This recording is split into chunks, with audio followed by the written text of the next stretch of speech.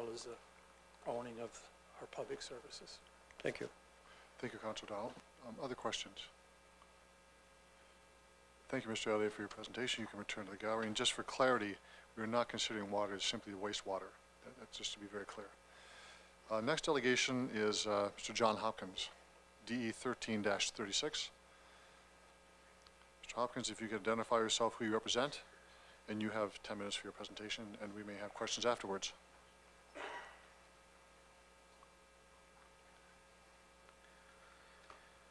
Good evening, Your Worship, members of Regina City Council.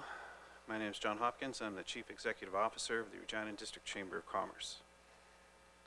I'm here tonight regarding the wastewater treatment plant procurement recommendations report.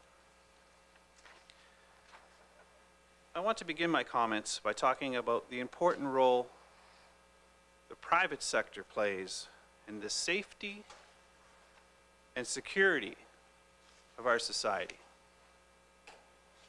First of all, I would like you to think about doctors, lawyers, dentists, pharmacists, or how about architects, engineers, builders, plumbers, electricians, and mechanics?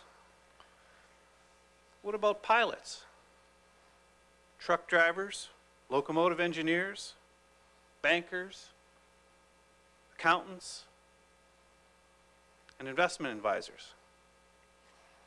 Your Worship, the list goes on and on.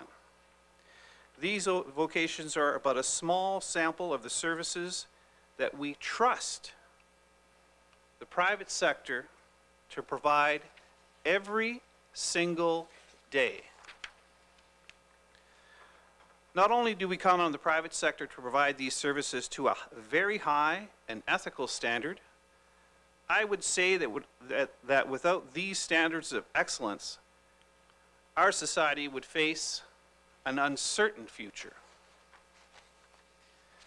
The point I'm trying to make here is that far too often we hear of doom and gloom scenarios where the only possible safe provider of a service is the public sector, which is fraught with all kinds of fallacies. If the argument were actually true, we should all be driving Ladas and Trabants instead of the wide array of options that the motor industry provides. A product that most of us rely on a daily basis, a product that many of us use for the safest transportation for our most precious of all cargo, our children. Your Worship, I'm not here to infer that the public sector does not provide quality services. On the contrary, we generally have no qualms about the services that are provided. However, any notion that the private sector is incapable of providing a service that is currently provided by the public sector based on ethics or standards of practice is false and grossly misleading. Your Worship, we support strategic infrastructure investments that will help our community grow. The wastewater treatment plant, while anything but a sexy community asset, is critical to the future of our city. The report indicates that a number of procurement models were reviewed and are available for the wastewater treatment plant, including the typical design, bid, build option, all the way through to the most contemporary design, build, finance, operate, and maintain model. The type of model to use ultimately depends on the project. For some projects, the traditional design, bid, build works well, and for others, the use of a P3 model works well. Essentially, the decision comes down to finding a model which best fits the project based on a number of criteria, including but not restricted to innovation, risk, and funding. Your Worship, for this project, we support the findings and recommendations of your project team, which includes a global expert on procurement models, Deloitte, as well as AECOM, an expert in wastewater treatment plants and alternative procurement and financial models. Our support is based on the following. First of all, we believe that the private sector's expertise is important for a project of this size and complexity. It would seem prudent to have a business that has done this before take the reins to provide us with a quality project. In other words, let's not reinvent the wheel. There is nothing unique about our wastewater. Another important aspect of this model is the requirement for full life cycle costing, which is mandatory in order to qualify for the P3 Canada Fund. Not only is it a prerequisite to qualify for federal funding, it also negates any notion of deferred maintenance. The transfer of risk is a very important aspect of this model, be it financial, technological, and/or human resource based. From a financial perspective, the risk is transferred partially to the private sector because the private sector will assume financial risk in the project. Moreover, there is far more cost certainty in this approach than a traditional design, bid, build. In today's marketplace, there is a lot to be said about cost certainty, which will not only help to ensure that the project comes in on time and on budget and to a high standard, but will also ensure that the final product meets the wastewater requirements of senior governments. Still, another important financial consideration under the design, bid, finance, operate, and maintain model is that the city will pay for the bulk of the full cost of the project through the 30-year life cycle, which significantly lessens the requirement for additional debt. $58.7 million. $58.7 million, or roughly 25% of the capital cost of the facility, could be made available by the federal government for this project if it is a design, build, finance, operate, and maintain model. If it is any other model, there is no government funding available. This is, of course, one of the main reasons, not the only, but one of the main reasons to support this model. Your Worship, if there is an opportunity for us to get federal dollars for a major infrastructure project investment, we believe that it would be foolhardy not to do so given the scarcity of municipal dollars. Your Worship, P3s have been in use in Canada for a number of years now and have been a positive model for governments to use in the development of larger community infrastructure projects. While not all P3 projects have been successful, I think it's fair to say, as Councillor Young stated at Executive Committee, that many have been very successful. The key determinant of success is the city's due diligence. There are many myths and misconceptions about P3s. We would like to comment on but a few. Number one, the private sector is the only winner. This is a common claim heard about P3s. On this point, what we would like you to do is rely on what the experts are saying based on value for money, which in this case is 16.5%. Moreover, the report indicates that taxpayers face far less risk under this model, given the private sector has skin in the game. Loss of control. While under the model being recommended, the city does not operate the facility, and I quote, "The city will retain ownership of all the assets." In addition, and this may be very important point, in the future the city will retain the right to sell the effluent, which we hope would be used to at least partially offset the cost of the facility if in fact a potash mine ultimately uses the effluent.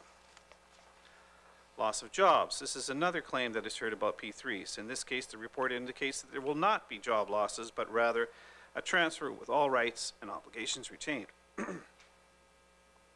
In addition, employees will also have the ability to transfer back to the city if desired. Moreover, it would seem that there could be a significant opportunity to learn some state-of-the-art training in a new facility, which could be important to some employees' careers.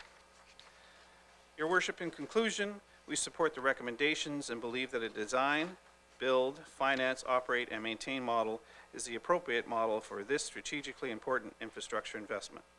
Thank you. If I can answer any questions, I'd be happy to do so now. Thank you, Mr. Hopkins, for your presentation. Questions of the delegation. Councillor O'Donnell. Thanks.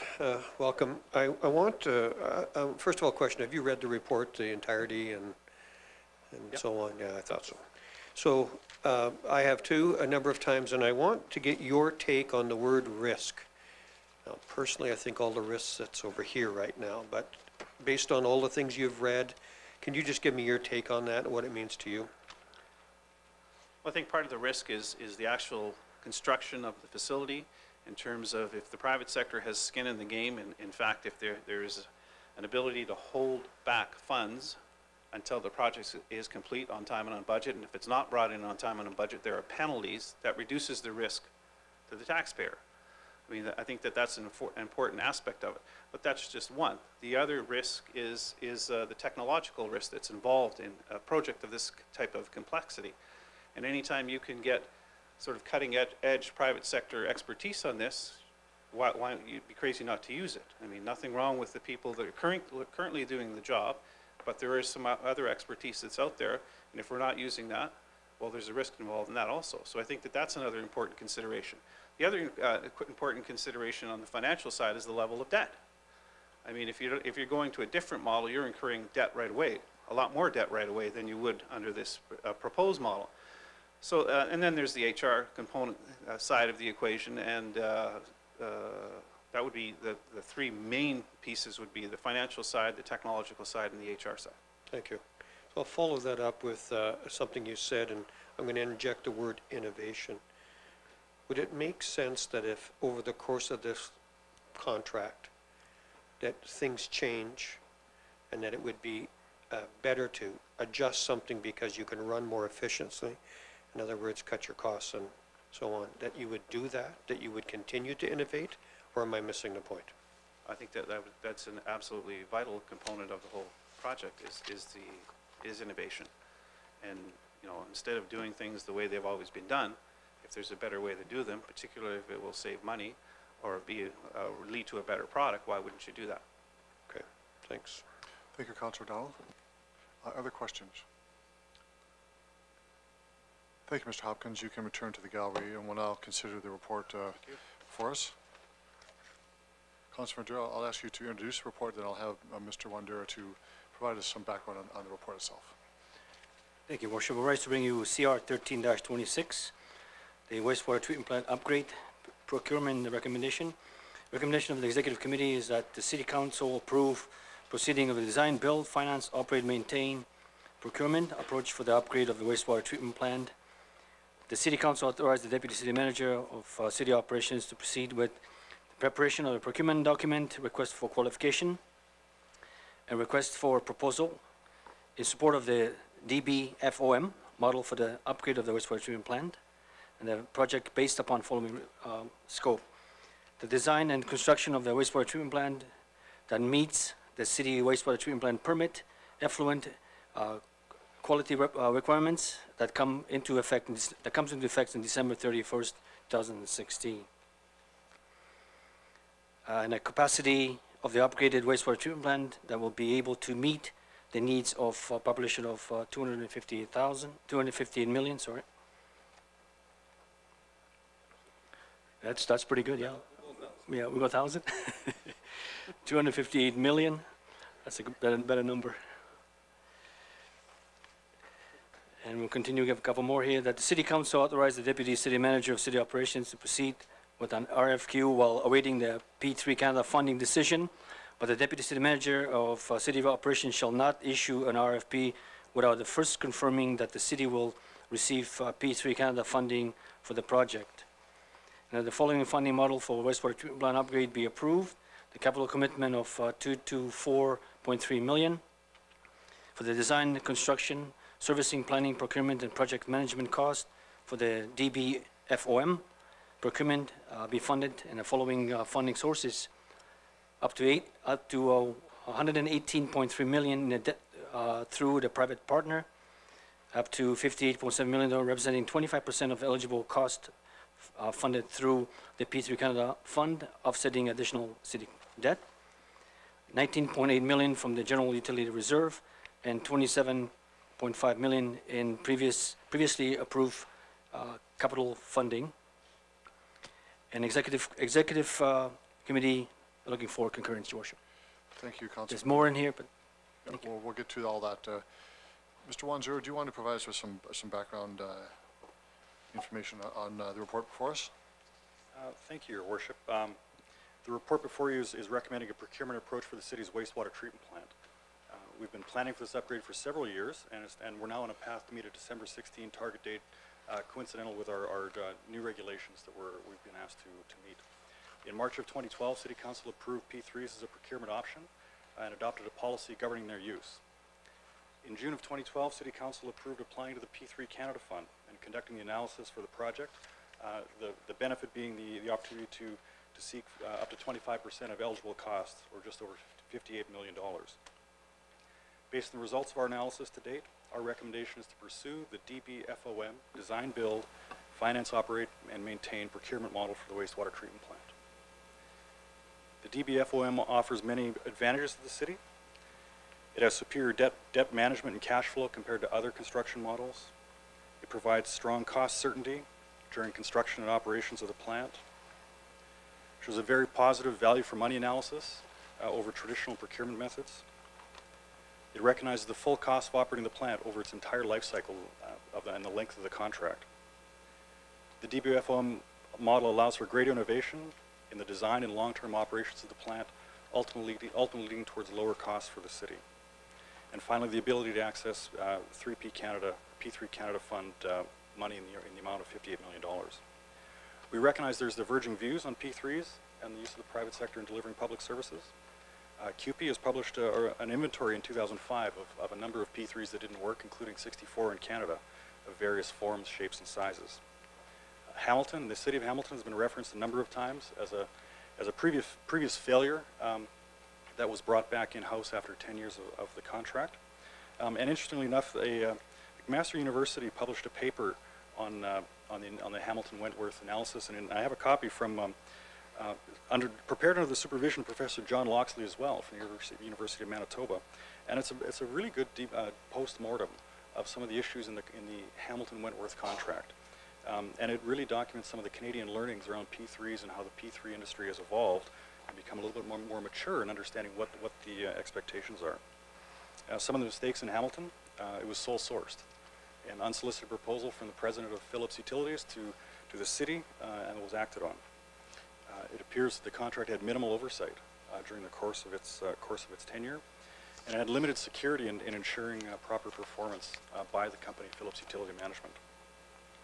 And it appears, even though the city of Hamilton learned some lessons along the way, it's not afraid to embrace P3s again. The city of Hamilton is currently in the same P3 Canada Fund process that we are for their own biosolids handling facility, and they're anticipating a decision from P3 Canada at the same time we are. Although some communities have also chosen not to pursue P3s for their own reason along the way. Whistler, Abbotsford, and Vancouver are all 3 municipalities that had undertaken the P3 process, but aborted prior to launch. But there's success stories in Canada as well, Canada and around the world. Moncton, New Brunswick, Britannia and Port Hardy in British Columbia. Alberta has a number of P3 projects in the wastewater sector, design, build, operate, maintain, design, build, finance, as well as biosolids projects in Sudbury and Victoria that are a significant scale. In total, there's about 185 P3 projects in Canada today. The P3 projects to date, many of them have demonstrated good on-time performance in terms of construction and operating cost, and many have shown capital cost savings over a design, bid, build alternative. So in summary, the wastewater treatment plant is a necessary project. It's aligned with our priorities. We've been planning for this for a number of years. We've adjusted rates to account for the financing and cash management. And we need to do this to meet our environmental regulations to protect the downstream environment for our neighbors. The public interest is going to be protected. The city will continue to own and control the plant, will have the authority to establish rates, and will have control over what alternative uses we have for the effluent produced from the plant. The project shows strong value for money. Our analysis has shown that we do have positive value for money through the whole of life of this contract, and we believe it's a good value for the community. There is interest in the marketplace. We've done our market sounding. We believe there's significant interest from both Canadian companies and international firms. And we think that this will make for a very competitive process. Staff are going to be treated fairly in this process. We've committed to, both through council policy and by His Worship's comments, to treating our staff fairly and protecting our staff. The labor legislation in the city is committing to protecting the rights contained in the collective bargaining agreement and provincial labor laws. And finally, we're setting ourselves up for success. We're not going into this blindly. We have a solid team of advisors, our business advisors, our legal advisors. We've done solid work to get here, and with council's approval submitting the business case, we believe that the city is going to be in good shape for the next several years. Thank you. Thank you, Mr. Wanzer. We do have some So speakers, Councilor Murray, you want to start us off? Sure, Your Worship. Thanks very much, Mr. Wanzur, for giving us a little bit of an insight there. To our administration, Your Worship, one of the delegates early on referred to the City of Regina as violated collective agreement by failing to offer to meet and discuss any concerns that might be brought forward before considering contracting this work out. I guess I'm just looking for a comment back, either from the city manager or the deputy city manager, maybe the city solicitor, on Mr. Wanzura? the accuracy of that statement. Your Worship, the city's collective agreement with Local 21 contains a letter of understanding regarding contracting out. And it says the city will offer to meet with the local, have objective discussions around the proposal, share any analysis around the value or business case behind it. We did meet February 8th with with our Local 21 representatives. We shared all of our documents or February 8th we met and advised them of City Council's consideration of this. February 8th we posted all of our documents that we have supporting the business validity of this on our website. It's also been mailed hard copy or sent hard copy to a Local 21 office.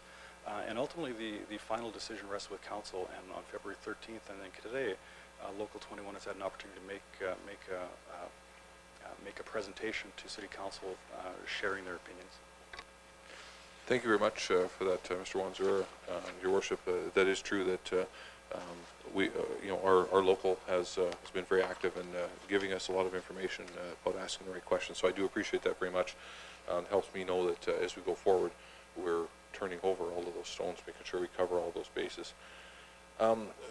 And one of the questions I have is around: can we, in fact, create the agreement so that we can significantly reduce or reduce our risk to exposure while we take advantage of these benefits? So is there flexibility in the agreements as we go forward so that we could build into that agreement a way to reduce or help eliminate some of the risk that we could be exposed to by taking advantage of the P3?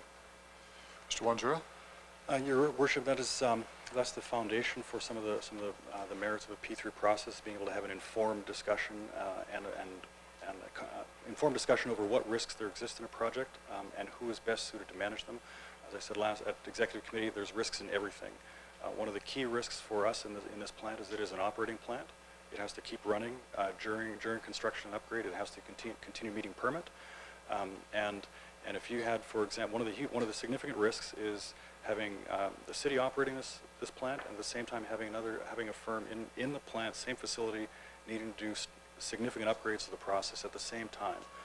With that, inevitably will lead to conflict, change orders, finger pointing, and that is one of the significant risks that a P3 project would mitigate by having the proponent or the contractor be responsible for the operating and upgrading at the same time during the process. So that is one way that risk is mitigated, by placing that risk, for example, in the hands of the proponent.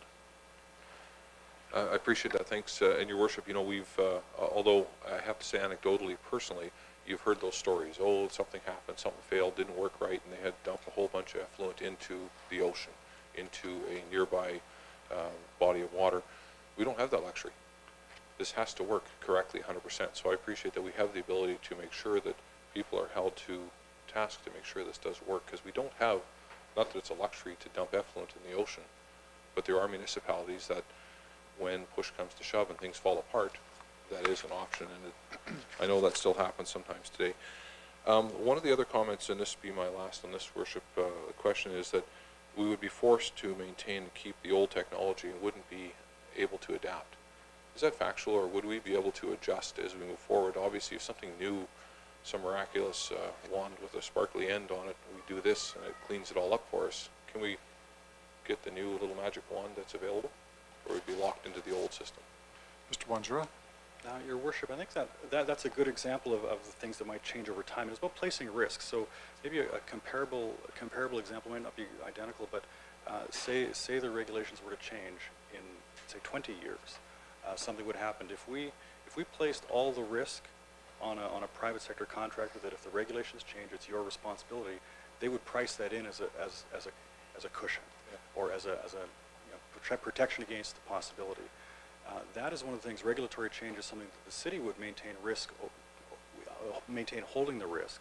So in the event there was a regulation change that required an additional investment, process change, we would be paying for it anyways, but only in the event that it materialized. So we don't want to put risk in the proponent's hands that may or may not materialize, that they may end up pricing into their cost if we were going to hold it. So that's a little bit of how you would contemplate significant change in the middle of the contract and who would shoulder the risk. Well, I appreciate that. Thank you. That gives me a lot of confidence and helps to take some of the angst away. Your Worship, as always, I reserve the right to make my decision until the very moment that you ask that question, and I'll still do that. I'm not completely sold, and I'm not going to say that here I am to stand before you and say I'm absolutely convinced this is the right solution. But thus far, I have a lot of confidence in the amount of work that we've done. This isn't new. This didn't just come before us recently. This wasn't something that fell in our lap in the last couple of months. This is something that goes back quite a ways. We've got a document that was reproduced for us referring to the need for us to adjust our wastewater quality and to deal with that. This has been ongoing. It's been something that's been on our books for quite a while. It's something that we have been discussing for a long time. So I feel a lot of confidence that we've done a lot of homework and a lot of detailed research and in fact turned every stone. The reality is there's nearly $60 million available that we don't have to go back to the backs of our citizens for that amount. It's definitely worth exploring. As it is today, there aren't a lot of municipal dollars laying around. In fact, there are none. We have to go back to our taxpayer for every project before us. So if we can reduce that load on our taxpayer, I think it's worth exploring. So thanks, Your Worship. Thank you, Councilor Murray. Councilor Hawkins.